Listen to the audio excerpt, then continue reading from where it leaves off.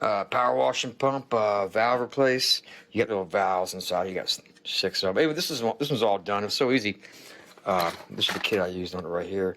This is the XWL 4120, 10.8 GPM, 3000 PSI. It was so easy, and it got me another one to do here. I thought I'd show you on this one real quick, because I'm working with one hand, right? Anyway, what you're going to find out, you pull this thing out, right? Pull that out, and you need one of these. I want to get them bad boys out. They're under pretty good.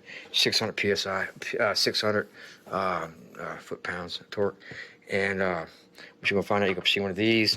Take that, pull that out. Then you're going to see one of those below that. Pull that out, right? And you put the new ones in. O-ring goes in. Make sure it's flat all the way. Push it down. Make sure it's in there like it's supposed to. Then this goes in. Right, make sure it's centered on like that. Take your finger, make sure it's centered.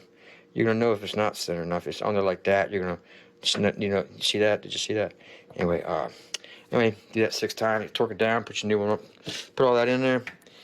Put this on top. Torque that down. Do that 6 times, and you're all done. Real easy. 15, 20 minutes.